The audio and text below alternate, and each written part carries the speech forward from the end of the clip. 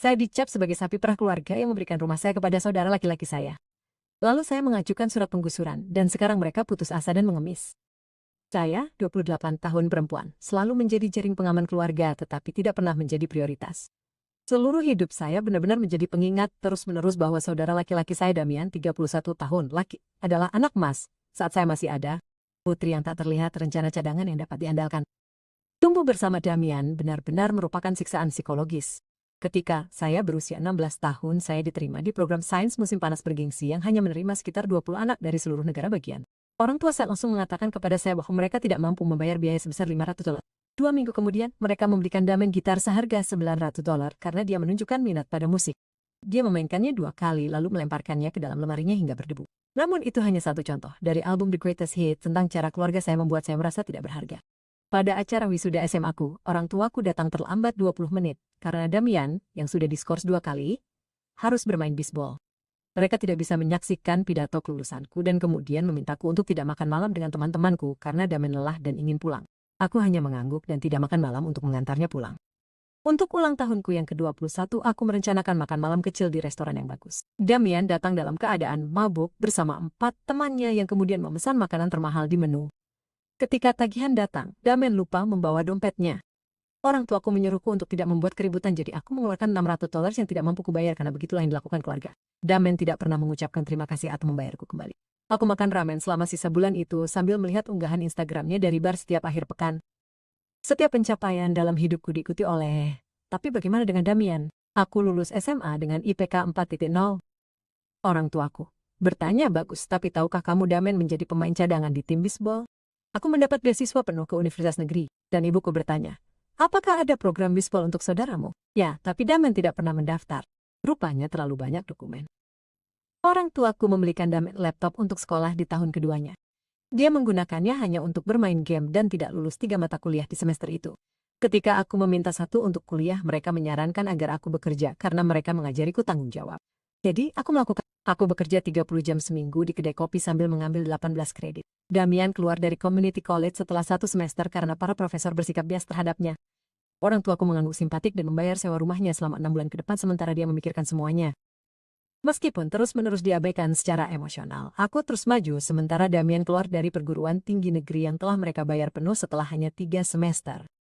Saya bekerja di 2 tempat untuk membiayai sekolah. Saya mendapatkan beasiswa, lulus dengan pujian, mendapatkan pekerjaan yang bagus di sebuah perusahaan konsultan keuangan, dan perlahan-lahan naik jabatan.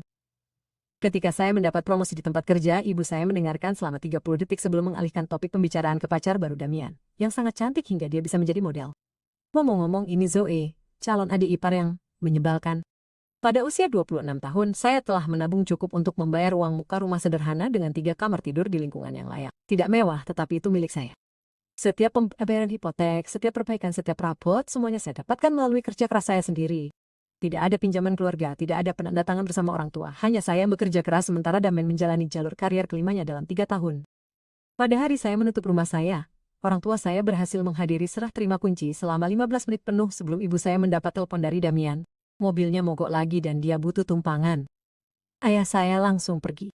Ibu saya ragu-ragu selama mungkin 5 detik sebelum mengikutinya, berjanji mereka akan melihat tempat itu lain waktu. Ngomong-ngomong, mereka tidak pernah menjadwalkan kunjungan itu. Tetapi mereka membantu Damian membeli ban baru minggu berikutnya. Ban-ban itu segera dirusaknya dengan bermain donat di tempat parkir kosong bersama teman-temannya.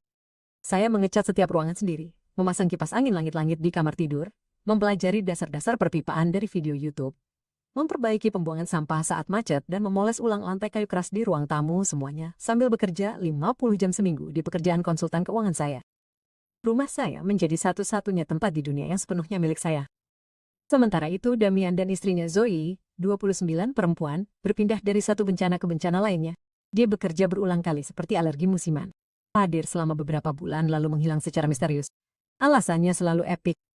Atasan saya merasa terancam oleh ide-ide saya. Perusahaan tidak dapat menangani inovasi saya. Mereka tidak siap untuk seseorang yang berpikir di luar kebiasaan. Terjemahan, dia datang terlambat, melakukan pekerjaan yang minim dan dipecat karena menonton TikTok selama rapat. Kecanduan belanja Zoe tidak membantu. Lemarinya penuh dengan tas desainer yang jelas-jelas tiruan dan cukup untuk membeli perlengkapan teater Broadway selama setahun.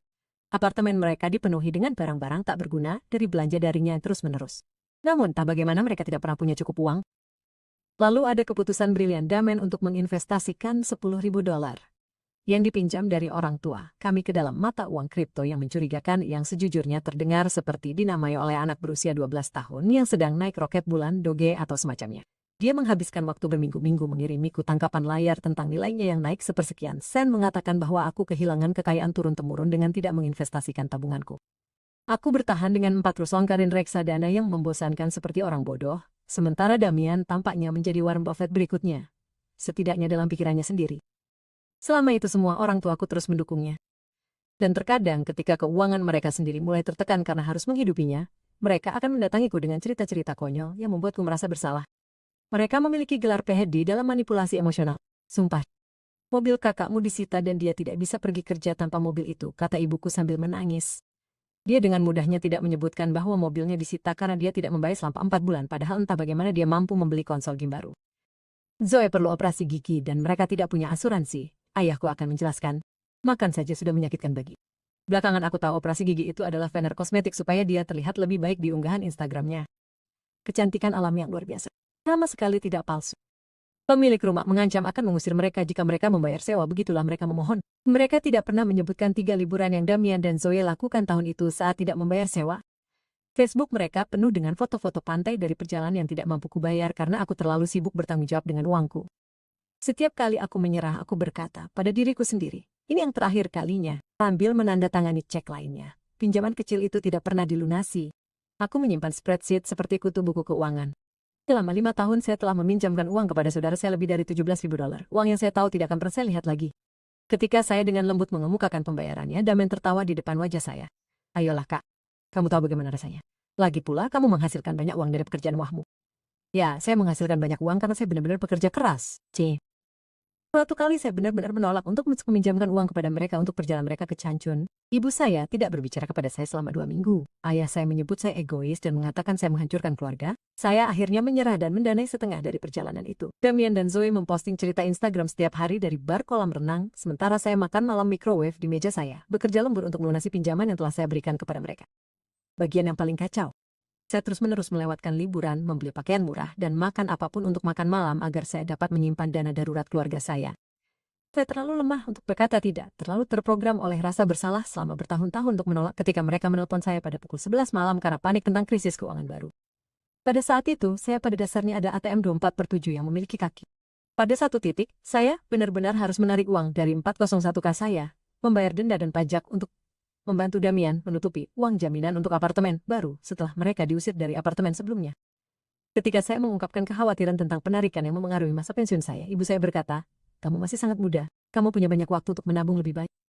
Damian butuh bantuan sekarang. Jadi masa depan saya tidak penting. Namun ketidakmampuan Damian untuk membayar sewa selama 6 bulan berturut-turut adalah prioritas. Bibi dan paman saya memperhatikan pola itu di acara kumpul keluarga. Komentar itu akan dimulai dengan cukup polos. Kamu sangat baik hati membantu saudaramu lagi, kata bibi saya, alisnya terangkat. Sarkasme itu cukup kental untuk dioleskan pada roti panggang. Paman Rick saya tidak terlalu halus. Pasti menyenangkan punya saudara perempuan yang berkantong tebal, katanya kepada Damen tepat di depanku. Damen hanya menyeringai, menepuk bahuku dan berkata, Catherine tidak keberatan, dia kaya. Darahku mendidih tetapi tidak pernah mengatakan sepatah kata pun. Aku hanya tersenyum kaku dan minta diri ke kamar mandi tempat aku akan berteriak pelan ke handuk seperti orang dewasa yang sudah benar-benar menyesuaikan diri. Hanya pamanku Dave yang pernah mengatakannya secara langsung. Kau tahu kau sedang dimanfaatkan kan? Dia pernah berkata padaku, kakakmu tidak akan berubah selama semua orang terus menyelamatkannya. Aku mengabaikannya saat itu, tetapi paman Dave adalah satu-satunya yang pernah melihat omong kosong keluarga itu. Mungkin itu sebabnya dia tidak pernah diundang ke makan malam liburan. Tetap saja aku terus muncul. Makan malam hari Minggu pertemuan liburan. Makan malam hari kerja sesekali ketika ibu akan menelepon dan berkata, sudah terlalu lama kami tidak melihatmu. Saya akan tiba setelah bekerja selama 10 jam dan mendapati Damen dan Zoe sudah ada di sana. Dengan kaki di atas meja kopi, mengambil makanan yang saya bawa. Pikiran saya terus mengingat semua yang mereka berutang kepada saya. Tetapi saya terus memainkan peran sebagai anak perempuan yang dapat anak perempuan. Keadaan menjadi lebih buruk ketika Zoe benar-benar muncul. Dia cantik dengan gaya ala influencer Instagram, semua riasan kontur dan ekstensi rambut. Dia setahun di belakang saya di sekolah menengah dan selalu memancarkan aura gadis yang sangat jahat. Bayangkan Regina George tetapi dengan sel otak yang lebih sedikit. Sejak hari pertama dia menilai saya seperti pesaing. Awalnya, Saya tidak tahu mengapa dia tampak sangat membenci saya. Kemudian saya menyadari dia benar-benar iri dengan pekerjaan saya, kemandirian saya, dan terutama rumah mas saya. Dia akan membuat tempat-tempat kecil ini setiap kali dia datang. Dapur ini jauh lebih besar daripada apartemen kita. Pasti bagus. Atau saya suka cara Anda mendekorasinya. Saya akan memilih sesuatu yang lebih modern. Semua ini terlihat agak mendasar. Suatu kali dia benar-benar iri pada saya. Menelepon set ruang tamu pilihanku dengan hati-hati, memberikan banyak potongan harga TJ Maxx. Aku ingin menunjukkan bahwa tas desainernya jelas-jelas tiruan dari pasar lok, tetapi aku menahan lidahku. Pertama kali Zoe mengunjungi rumahku setelah Damian dan dia bertunangan. Dia berjalan melewati setiap ruangan seperti sedang melakukan inspeksi. Dia membuka lemari tanpa bertanya, mengukur jendela dengan matanya, dan mengatakan hal-hal seperti, ini akan menjadi kamar bayi yang lucu suatu hari nanti di kantor rumahku. Aku menertawakannya, mengira dia hanya bersikap tidak bijaksana seperti biasanya. Suatu hari Thanksgiving, aku tidak sengaja mendengarnya di dapur bersama ibu. Catherine sangat beruntung, katanya. Semua ruang ini hanya untuknya. Sementara itu Damian dan aku berdesakan di apartemen kecil berdinding setipis kertas. Itu tidak adil. Sementara itu rasa berhak Damian mencapai titik tertinggi setelah dia menikahi Zoe. Dia muncul di tempatku tanpa pemberitahuan, menggeledah kulkasku dan membuat kekacauan di mana-mana. Suatu kali dia meminjam laptopku untuk mengirim email singkat dan mengembalikannya 3 hari kemudian dengan baterai mati dan ada zat lengket aneh di keyboard. Di lain waktu, dia mengambil mobilku tanpa izin saat aku sedang mandi karena Zoe butuh tampon. Dia mengembalikannya dengan tangki kosong dan spatbor baru yang penyok. Ketika aku menegurnya, dia hanya mengangkat bahu. Itu hanya mobil, Kak. Tenang saja. Tentu, hanya mobil yang aku cicil $450 per bulan, tapi terserahlah. Aku sebenarnya keberatan saat itu. Aku mengatakan kepadanya lain kali dia mengambil mobilku tanpa izin, aku akan melaporkannya sebagai barang curi. Dia tertawa seolah aku baru saja menceritakan lelucon yang lucu, lalu mengatakan kepada orang tua kami bahwa aku sedang mendramatisir. Hal tentang Zoe yang membuatku sangat kesal adalah bagaimana dia menjadikan Damian sebagai senjata untuk melawanku. Jika aku menolak salah satu permintaan mereka, dia akan berbisik di telinganya dan tiba-tiba Damian akan meneleponku, membuatku merasa bersalah tentang kesetiaan keluarga dan bagaimana aku telah berubah sejak aku menjadi sangat sukses. Lalu tibalah makan malam yang mengubah segalanya. Aku tiba di rumah orang tuaku pada Kamis malam di bulan Oktober, sangat lelah setelah menutup akun besar di tempat kerja. Mobil Damian ada di jalan masuk bersama dengan BMW sewaan Zoe yang jelas-jelas tidak mampu mereka beli. Makan malam dimulai dengan Damian mendominasi percakapan tentang wawancara kerja terakhirnya yang gagal. Manajernya benar-benar brengsek, dia menjelaskan makanan yang banyak. Menanyaiku semua pertanyaan teknis ini seolah-olah aku seharusnya menjadi semacam ahli hanya untuk menjual mobil. Zoe mengangguk simpatik sambil menggulir Instagram. Itu karena mereka terintimidasi oleh orang-orang dengan kemampuan kepemimpinan alami, katanya tanpa mendongak. Apa-apaan kemampuan kepemimpinan alami itu? Ini dari seorang pria yang tidak tahu cara membuka toilet, yang tersumbat, tetapi tentu saja semua orang terintimidasi oleh otak galaksinya. Lalu ibuku berdeham. Catherine sayang, kita perlu membicarakan sesuatu yang serius. Perutku mulas. Ini dia, pikirku, permintaan pinjaman lagi. Aku mulai menghitung dalam hati apakah aku harus menyiapkan setoran langsung ke rekening mereka saat ini. Pemilik rumah Damian dan Zoe menjual gedung mereka, ayahku turun tangan. Pemilik baru menaikkan sewa mereka sebesar 40%, mereka tidak mampu membayarnya. Dan aku hamil, Zoe mengumumkan, tangannya secara dramatis jatuh ke perutnya yang masih rata. 6 minggu. Selamat, kataku. Meskipun ada yang terasa aneh tentang waktu pengumuman ini. Mereka harus keluar pada akhir bulan, lanjut ibuku, dan dengan kelahiran bayi mereka membutuhkan stabilitas.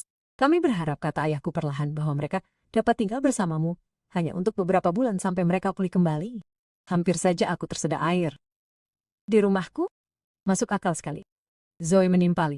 Rumahmu punya 3 kamar tidur. Kau tidak butuh semua ruang itu hanya untuk dirimu sendiri. Selalu bekerja. Pasti menyenangkan memiliki pekerjaan sungguhan dengan tunjangan sementara sebagian dari kita berjuang. Aku merasakan tekanan yang familiar muncul di dadaku. Sensasi yang sama yang kurasakan sepanjang hidupku setiap kali aku hendak menuruti tuntutan mereka, rasa bersalah, kewajiban. Aku benar-benar mencoba untuk bertahan. Entahlah teman-teman, aku menggunakan kamar tidur kedua sebagai kantorku, dan kamar tidur ketiga disiapkan untuk tamu. Kau bisa memindahkan meja kerjamu ke kamar tidurmu, kata Zoe dengan nada meremehkan. Dan kapan kau pernah kedatangan tamu? Pukulan langsung ke kehidupan sosialku yang menyedihkan. Terima kasih sudah mengingatkan. Itu hanya sementara, ibuku memohon. Kemana lagi mereka bisa pergi dengan bayi yang akan lahir? Aku melihat sekeliling pada wajah-wajah mereka yang penuh harap dan merasakan tekadku melemah. Berapa lama lagi kita akan bicara? Hanya beberapa bulan, ibuku bersikeras. Kau bahkan tidak akan menyadari kehadiran kami, Zoe menambahkan sambil tersenyum. Dalam benakku, aku berpikir ya, seperti aku tidak akan menyadari tornado bergerak ke rumahku. Melawan penilaianku yang lebih baik, aku mendapati diriku berkata, kurasa itu akan baik-baik saja, untuk sementara waktu. Rasa lega terasa di sekeliling meja. Bahu ibuku rileks. Ayahku mengangguk setuju. Damian dan Zoe bertukar pandang penuh kemenangan.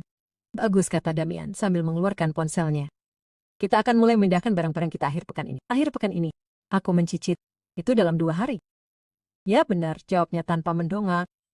Sewa kami sudah terlambat dan pemilik rumah bersikap kasar tentang hal itu.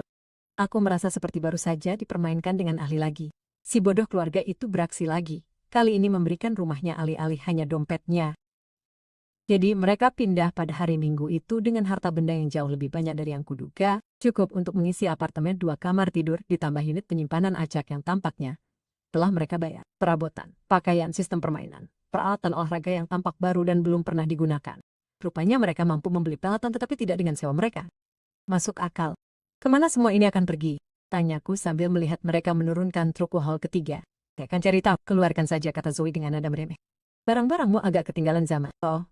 Pokoknya pada Senin malam, rumahku sudah tidak bisa dikenali lagi. Perabotan yang kupilih dengan hati-hati telah didorong ke sudut-sudut untuk memberi ruang bagi bagian sofa besar mereka. Dan kantor rumahku, yang sebenarnya kubutuhkan untuk kau tahu bekerja, telah diubah menjadi tempat penyimpanan sementara untuk barang-barang mereka.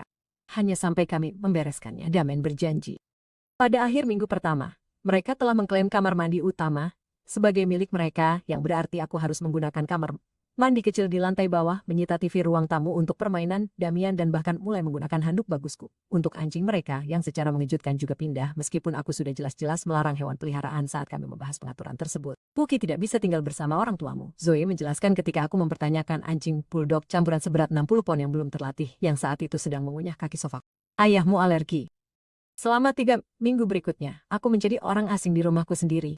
Mereka memutar musik keras-keras sampai pukul 2 pagi pada malam minggu, mengundang teman-teman tanpa memberitahu saya, meninggalkan piring di wastafel selama berhari, memonopoli mesin cuci, membiarkan pakaian saya basah di tumpukan saat mereka perlu dicuci.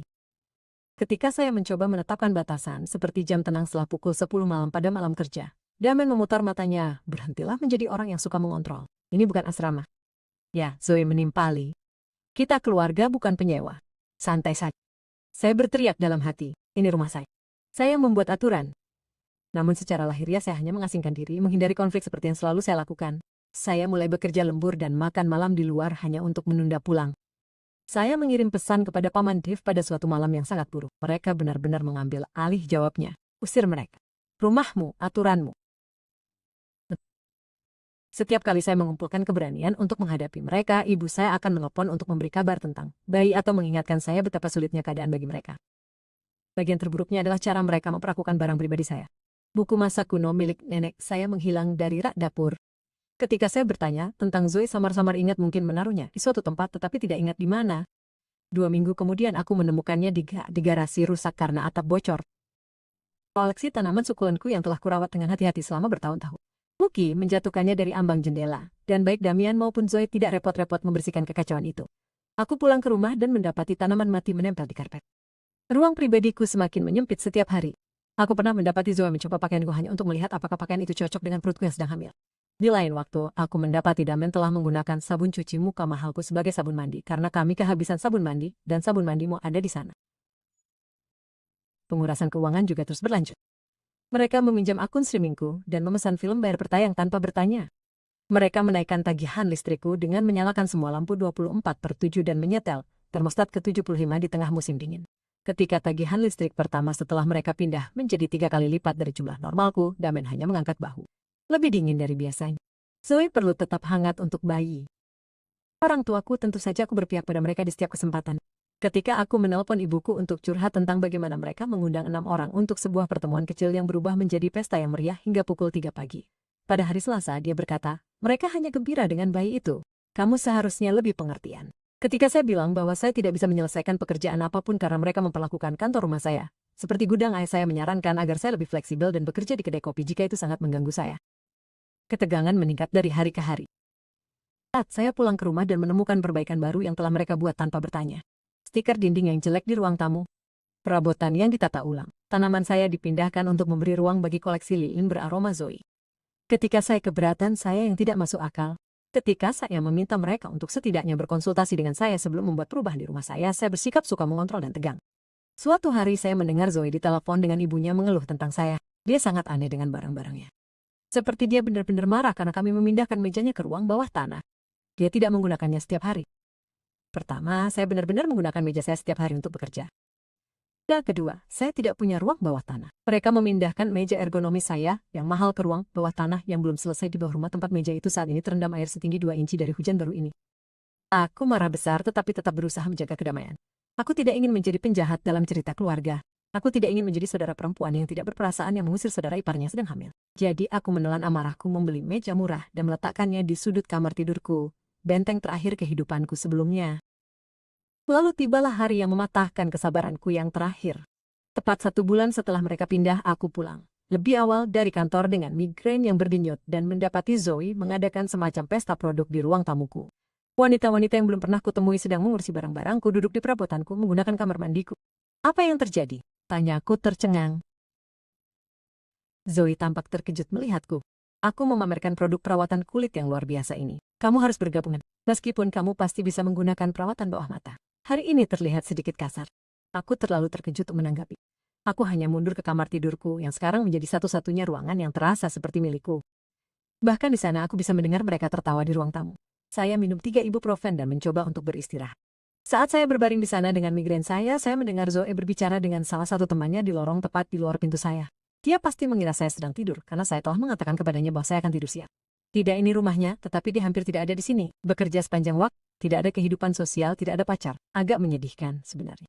Jadi, kalian hanya tinggal sementara? Temannya bertanya. Zoe tertawa. Itulah yang dia pikirkan. Tetapi begitu bayinya lahir tidak mungkin dia akan mengusir kami. Orang tua Damian sudah setuju bahwa kami harus mengambil alih hipotek pada akhirnya. Adik perempuannya dapat menemukan apartemen atau semacam. Dia tidak membutuhkan semua ruang ini. Tidakkah dia akan marah? Apa yang akan dia lakukan? Dia benar-benar penurut. Selalu begitu. Sapi perah keluarga, begitu Damian memanggilnya. Kemudian mereka berdua cekikan. Sapi perah keluarga. Kata-kata itu bergema di kepala saya saat sesuatu dalam diri saya patah seperti ranting kering. Bertahun-tahun tertekan. Kemarahan mulai menggelegak seperti magma panas. Untaian terakhir kewajiban terputus bersih. Aku berbaring di sana sambil merencanakan sesuatu, pikiranku tiba-tiba jernih meskipun sedang migrain. Aku tidak tidur malam itu. Sebaliknya, aku menghabiskan waktu berjam-jam meneliti undang-undang penyewa di negara bagianku. Pada pukul 8 pagi, aku duduk di kantor pengacara di pusat kota. Orang itu tampak terkejut melihatku tanpa janji temu. Namun raut wajahku pasti menunjukkan bahwa pembunuhan adalah rencana B karena dia maksaku masuk. Mereka tidak punya sewa, jelasku. Mereka tidak membayar sewa. Mereka seharusnya menjadi tamu sementara. Pengacara itu mengangguk. Itu sebenarnya menguntungkanmu. Di negara bagian ini, tanpa perjanjian formal mereka dianggap sebagai lisensi bukan penyewa. Kamu dapat mencabut izin bagi mereka untuk berada di sana dengan pemberita wajar. Betapa masuk akal. Mengingat situasinya, 30 hari seharusnya cukup. Bagus. Aku membayar biaya pengacara di tempat. Pada siang hari aku sudah mendapatkan surat penggusuran resmi yang dibuat oleh pengacara. Aku juga membeli kunci baru saat aku keluar. 200 untuk kunci, 500 untuk pengacara. Uang terbaik yang pernah kuhabiskan. Ketika aku sampai di rumah, ku dengar mereka tertawa tentang sesuatu. Aku berjalan ke dapur tempat mereka menggeledah kulkasku dan melemparkan surat-surat penggusuran ke atas meja. Damian memungutnya, membacanya sekilas. Apa ini? Tanyanya sambil tersenyum lalu berhenti sejenak menyadari apa itu. Wajahnya berubah ungu. Tunggu, apa-apaan ini? Teriaknya sambil melambaikan kertas-kertas itu depan wajahku. Aku tetap pada pendirianku. Surat pengusiranmu. Kau punya waktu 30 hari untuk mencari tempat baru. Apaan ini? Kau tidak bisa melakukan ini. Zoe menjerit. Aku hamil. Ya, dan kuharap semuanya berjalan baik. Kau punya waktu 30 hari. Kita adalah keluarga, teriaknya. Kau tidak bisa mengusir keluargamu begitu saja. Lucu karena kau menganggapku sapi perah keluarga. Wajahnya pucat pasi. Itu hanya lelucon. Aku tidak tertawa. 30 hari. Aku tidak percaya kau mengusirku dan istriku yang sedang hamil hanya karena lelucon. Apa-apaan kau? Damian terengah-engah. Mereka mencoba setiap taktik dalam buku panduan manipulasi. Zoe menangis tentang bayi itu. Damian mengancam akan memberitahu semua orang betapa buruknya aku. Mereka berdua berjanji untuk berbuat lebih baik dan menghormati ruangku. Aku tidak bergeming. Malam itu, aku mengganti semua kata sandi wifi dan memasang kunci baru di kantor rumah dan pintu kamar tidurku. Saya juga memasang kamera keamanan di area umum atas persetujuan pengacara untuk berjaga-jaga. Dalam waktu 24 jam orang tua saya terlibat. Mereka muncul tanpa pemberitahuan keesokan malamnya dengan wajah muram karena kecewa. Kami membesarkanmu lebih baik dari ini, kata ayah saya dengan tegas. Keluarga membantu keluarga. Zoe sangat marah, tambah ibu saya. Stres itu tidak baik untuk bayinya. Saya sudah cukup banyak membantu, jawab saya. Dan mereka sudah cukup menyalahgunakan kemurahan hati saya. Keputusan sudah final. Jika kamu melakukan ini, ayah saya memperingat, kamu akan menyesalinya. Akan ada konsekuensinya. Saya harus menertawakan itu. Mereka pergi dengan marah. Tetapi keadaan semakin memburuk dari sana. Selama seminggu berikutnya, saya menerima panggilan telepon dan pesan teks tanpa henti dari keluarga besar. Sepupu, kamu selalu cemburu pada Damian. Paman, kakekmu akan malu. Bibi, bagaimana kamu bisa begitu tidak berperasaan terhadap wanita hamil? Saya memblokir mereka semua. Hanya Paman Dave yang mengirim pesan dukungan. Bagus untukmu, nak. Sudah waktunya. Damian dan Zoe mencoba pendekatan yang berbeda. Sabotase. Mereka tidak sengaja membiarkan jendela terbuka saat hujan badai sehingga lantai kayu saya rusak karena air. Mereka mengundang teman-teman yang tidak sengaja merusak barang-barang saya. Mereka menaikkan suhu termostat hingga 80 derajat saat mereka pergi, sehingga tagihan listrik saya membengkak. Mereka membiarkan kotoran masuk ke kamar tidur saya dan tidak membersihkannya. Saya mendokumentasikan semuanya. Foto, video, saksi. Pengacara sedang menyusun kasus pelecehan jika diperlukan. Suatu malam, saya pulang ke rumah dan menemukan foto pernikahan nenek saya. Salah satu harta benda saya yang paling berharga, dengan bingkai yang retak dan sudut yang sobek. Ups, pasti jatuh, kata Zoe sambil menyeringai ketika saya menghadapinya. Saya tidak berteriak. Saya tidak menangis. Saya hanya berjalan dengan tenang ke kamar tidur saya, menelpon pengacara saya dan menambahkannya ke dokumentasi. Setelah 2 minggu mengalami hal-hal buruk ini, saya sudah muak. Saya pulang bersama 2 polisi yang sedang tidak bertugas yang berteman dengan pengacara saya. Setiap kerusakan properti mulai saat ini akan mengakibatkan tuntutan. Saya memberitahu mereka dengan tenang. Dan 30 harimu akan langsung menjadi pengusiran. Mereka mengurangi sabotase setelah itu, tetapi mencoba sudut pandang baru. Perang psikologis. Zoe mulai menangis setiap kali melihatku. Isak tangis yang keras dan dramatis tentang bayi itu dan bagaimana aku menghancurkan keluarga. Damian mencoba meminta maaf dengan canggung. Kami stres memikirkan uang. Kami tidak bermaksud seperti itu. Aku tidak bergeming. Bahkan, aku hampir tidak berbicara dengan mereka. Aku menguasai seni bergerak di sekitar rumahku sendiri seperti hantu datang dan pergi pada jam-jam yang tidak biasa untuk menghindari mereka. Ketika kami berinteraksi, aku menjaga responsku tetap singkat dan tanpa emosi. Hal ini membuat Zoe sangat marah. Dia senang dengan drama, dan penolakanku untuk terlibat membuatnya semakin putus asa.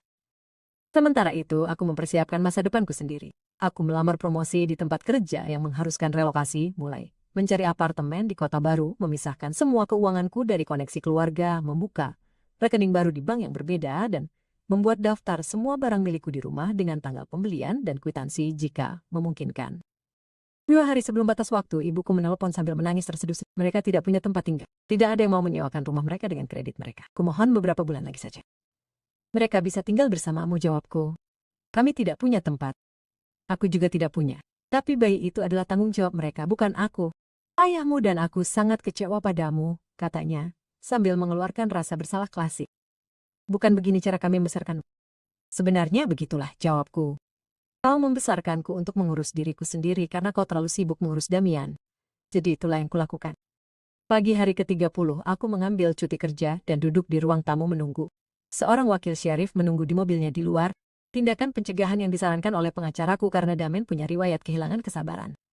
Damian dan Zoe muncul bersama orang tuaku di sebuah truk hall kecil sekitar tengah hari. Tidak ada yang berbicara padaku saat mereka memuat barang mereka. Aku merasa lega setiap kali barang-barangku keluar dari rumah. Orang tuaku bahkan tidak bisa melihatku, padahal itu tidak masalah.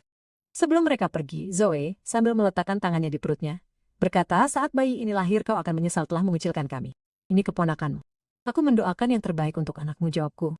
Namun hubunganku denganmu dan Damian sudah berakhir. Setelah mereka pergi, aku mengganti kunci, kode keamanan, dan pembuka garasi. Akhir pekan dihabiskan untuk membersihkan tempatku, menata ulang perabotan, dan membersihkan sisa-sisa bau parfum Zoe. Aku membuang spray yang mereka gunakan, membeli yang baru, dan Sage mengotori tempat itu seperti sedang melatih iblis. Aku menghabiskan banyak uang untuk perlengkapan kebersihan. Malam setelah mereka pergi, aku mandi lama di kamar mandiku, dan tidur di tempat tidurku dengan spray bersih yang berbau seperti deterjenku. Untuk pertama kalinya dalam beberapa bulan, aku tidur dengan tenang di rumahku sendiri. Tidak ada TV yang keras pada pukul 2 pagi, tidak ada gonggongan anjing, tidak ada ukuran pasif-agresif di luar pintu kamar tidurku. Keesokan paginya, aku mendapat telepon dari kantor. Aku telah mendapatkan promosi dan paket relokasi. London, yang jauhnya hanya sebatas lautan dari Damian, Zoe, dan orang tuaku yang mendukungku. Aku langsung menerimanya. Untuk pertama kalinya dalam hidupku, aku mengutamakan diriku sendiri, dan itu terasa sangat luar biasa. Pembaruan. Hei, sudah sekitar 8 bulan sejak aku mengusir saudaraku dan istrinya yang sedang hamil. Dan beberapa dari kalian meminta kabar terbaru. Ambillah popcorn karena dampaknya sangat dahsyat. Aku menulis ini dari flat baruku di London. Mengambil promosi itu dan menjalankan. Keputusan terbaik yang pernah kubuat. Tidak ada yang lebih baik daripada menempatkan seluruh lautan di antara kamu dan keluargamu yang beracun untuk benar-benar meningkatkan kesehatan mentalmu. 10 dari 10, sangat direkomendasikan. Pertama, mari kita bicara tentang Damian dan ingatkah kamu bagaimana mereka tidak punya tempat tujuan? Ternyata ketika menghadapi tunawisma yang sebenarnya, mereka tiba-tiba menemukan pilihan. Aneh bagaimana itu bekerja, bukan? Setelah mencoba membuat semua orang di keluarga besar kami merasa bersalah, dan ditolak oleh sebagian besar, mereka akhirnya pindah ke rumah orang tuaku. Secara khusus ruang bawah tanah yang menurut orang tuaku tidak layak huni saat aku menyarankan mereka untuk menampung Damian dan Zoe sebagai gantiku. Menurut sumberku, salam untuk Paman Dave dan mantan rekan kerjaku Jen, yang terus memberiku kabar terbaru tentang drama keluarga, Damian dan Zoe telah mengubah ruang bawah tanah orang tuaku menjadi apa yang ibuku sebut sebagai apartemen mereka. Kesenangan yang sebenarnya dimulai sekitar 2 bulan setelah aku pergi. Ingat investasi mata uang kripto Damian yang brilian? Nah, ternyata menginvestasikan tabungan seumur hidupmu dalam sesuatu yang disebut muni-munduki mungkin bukan strategi keuangan yang paling cerdas. Semuanya runtuh secara spektakuler dan terungkap sebagai skema Ponzi yang rumit. Para pendirinya menghilang dengan jutaan dolar, meninggalkan investor seperti Damian tanpa apapun kecuali token digital yang tidak berharga dan penyesalan yang menghancurkan. Tapi tunggu, keadaan menjadi lebih baik. Damian tidak hanya menginvestasikan uangnya sendiri. Uang apa? Dia meyakinkan orang tuaku untuk menginvestasikan sebagian besar tabungan pensiun mereka juga. Jaminan pengembalian sebesar 40% dalam waktu 6 bulan janjinya. Ayah saya harus membatalkan rencana pensiunnya dan sekarang bekerja penuh waktu di usia 62 tahun. Ibu saya mengambil pekerjaan paruh waktu untuk membantu memenuhi kebutuhan hidup. Oh, dan yang paling penting, Damian telah mengambil beberapa pinjaman berbunga tinggi untuk membeli saat harga kripto mulai anjlok. Dia juga telah memaksimalkan beberapa kartu kredit termasuk 2 yang dibukanya atas nama orang tua saya tanpa sepengetahuan mereka. Detail kecil itu terungkap ketika agen penagihan mulai menelepon orang tua saya tentang akun yang tidak mereka ketahui keberadaannya. Zoe tidak bernasib lebih baik. Bisnis perawatan kulit mewahnya runtuh ketika dia kehabisan teman untuk ditipu. Ternyata upline-nya menghilang bersama uang inventaris semua orang. Dia sekarang mencoba beralih menjadi seorang ibu influencer di Instagram dan membuat video unboxing canggung dari sampel gratis yang dia minta dari perusahaan. Bayinya lahir 4 bulan yang lalu, seorang gadis yang mereka beri nama Catherine. Mereka menamainya seperti nama saya. Bukan karena mereka mencintai atau menghormati saya, tetapi karena Anda dapat menebaknya, mereka pikir itu akan memanipulasi emosi saya agar mengirimkan uang kepada mereka. Langkah yang sangat berkelas. Jen mengirimiku tangkapan layar unggahan Instagram Zoe mengumumkan kelahiran bayi itu, yang diberi nama sesuai nama bibinya yang sangat kami rindukan dan kami harap akan segera menjadi bagian dari pengampunan keluarga dibutuhkan bayi itu. Aku tidak menanggapi, tidak bereaksi. Maaf, tetapi menamai anakmu dengan nama sapi perah yang selama ini kau manfaatkan tidak secara otomatis mengaktifkan kembali akses rekening bankku. Orang tuaku telah melakukan beberapa upaya untuk menghubungi dan semuanya semakin putus asa. Pertama, mereka mengirim pesan teks yang membuat merasa bersalah. Bagaimana mungkin kau meninggalkan keluargamu saat kami sangat membutuhkan? Lalu mereka mengirim ranting pohon zaitun. Kami ingin sekali mendengar tentang pekerjaan baru. Terjemahan, kami ingin tahu berapa banyak uang yang kau hasilkan sekarang. Strategi terbaru adalah memanfaatkan bayi itu. Catherine kecil berhak mengenal bibinya. Ketika semua itu tidak berhasil, ibuku akhirnya memainkan kartu asnya. Dia menelpon dari nomor yang tidak dikenal sekitar 2 bulan yang lalu. Catherine. Suaranya kecil dan ragu-ragu. Aku hampir menutup telepon tetapi memutuskan untuk mendengarkannya. Kesalahan. Tolong jangan tutup telepon. Dia terburu-buru. Aku hanya butuh bantuan. Ayahmu terkena serangan jantung ringan bulan lalu. Tagihan medis. Damian, Zoe dan bayinya masih tinggal bersama kami. Kami tidak bisa. Kami akan kehilangan rumah. Aku turut berduka cita atas kepergian ayah, kataku. Ku harap dia cepat pulih. Itu saja. Suaranya serak. Keluargamu berantakan, dan hanya itu yang bisa ibu katakan. Apa yang ingin ibu katakan, Bu? Bahwa aku akan menyelamatkan semua orang lagi. Mengorbankan hidupku untuk memperbaiki masalah yang tidak aku ciptakan. Keheningan menyelimuti kami. Kami adalah keluargamu. Akhirnya dia berbisik. Tidak, jawabku. Kalian adalah keluarga Damian. Aku hanya rencana cadangan, sapi perah, jaring pengaman. Dia tidak menyangka. Keheningan itu berbicara lebih dari sekadar pengakuan apapun. Aku menutup telepon dan memblokir nomor itu. Paman Dave kemudian memberitahuku bahwa orang tuaku harus menjual rumah mereka. Mereka pindah ke apartemen kecil sementara Damian, Zoe dan bayi Catherine terpaksa pindah bersama orang tua Zoe yang enggan di Ohio. Rupanya orang tua Zoe punya syarat, termasuk Damian harus mendapatkan dan mempertahankan pekerjaan tetap. Sekarang dia bekerja di tempat cuci mobil dan menurut Paman Dave dia mengeluh setiap hari tentang betapa pekerjaannya tidak sesuai dengan bakatnya. Sementara itu, hidupku membaik dengan cara yang tidak pernah kubayangkan sebelumnya. Pekerjaan baruku di London menantangku dan benar-benar menghargai kontribusiku. Aku berteman dengan orang-orang yang tidak tahu apa-apa tentang sejarah keluargaku yang melihatku sebagai wanita yang kompeten dan sukses bukan sebagai saudara perempuan Damian yang bertanggung jawab. Aku mulai berkencan dengan seseorang yang memperlakukanku dengan hormat dan tidak menganggap rekening bankku sebagai sumber daya bersama. Aku menemukan bahwa tanpa tuntutan keluargaku yang terus-menerus, aku benar-benar punya hobi. Aku menekuni fotografi, pergi hiking di Skotlandia, dan mulai belajar bahasa Italia hanya karena aku ingin. Paman Dave terbang untuk mengunjungiku bulan depan. Satu-satunya anggota keluarga yang masih bisa kuhubungi. Dia mengirimiku kabar terbaru tentang acara Damian dan Zoe, terutama karena dia tahu aku menganggapnya lucu dan kelam. Pesan teks terakhirnya, Damian dipecat dari tempat cuci mobil karena terlalu banyak menggunakan ponselnya. Beberapa hal tidak pernah berubah. Bagian yang paling mengejutkan dari seluruh pengalaman ini, aku tidak merindukan mereka. Kupikir aku akan mereka. Kupikir akan ada kekosongan dalam hidupku di mana keluargaku dulu berada, tetapi ternyata mereka tidak pernah benar-benar ada untukku sejak awal. Jadi itulah kabar terbaru.